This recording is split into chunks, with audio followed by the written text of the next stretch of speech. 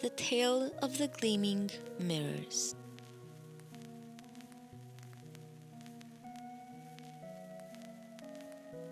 The kingdom of reflections, where Helen reigned, was blinding during the festive season.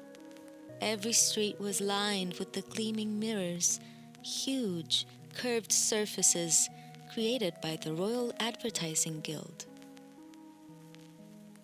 These weren't mere glass. They were magically augmented to reflect the onlooker's idealized self. 5 pounds thinner, wearing the latest silken gown, and surrounded by expensive, unnecessary gadgets. The goal was instant inadequacy, driving immediate sales. Helen, caught in this mirrored gauntlet, felt a persistent, gnawing emptiness. She'd change her elaborate gowns multiple times a day, trying to match the flawless joy reflected in the ads. But the moment she walked away, the self-doubt returned. Her crisis peaked when she commissioned the royal portrait for the annual Christmas gala. She spent weeks agonizing over the pose, the light, and the jewels, terrified it wouldn't measure up to the images broadcast on the royal wall. One cold afternoon, she fled the city's glare and found refuge in the neglected old quarter.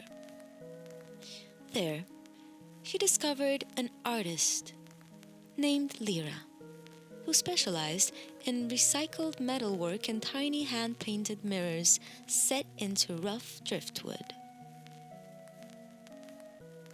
Lyra's mirrors were different. They didn't reflect perfection. They caught the light and cast strange, imperfect shadows. When Helen hesitantly looked into a small, star-shaped mirror, she didn't see the perfect princess. She saw herself, tired, but with sharp intelligence in her eyes and a faint, hopeful curve to her mouth. Lyra told her, "Perfection is a lie, sold in the bright light. Your true self is found in the quiet shadows." Lyra then asked Helen to identify the quality that felt most real about herself. Helen chose courage, having struggled to leave the palace. Helen spent the rest of the week with Lyra, painting and crafting imperfect mirrors. She used rough textures and non-matching colors.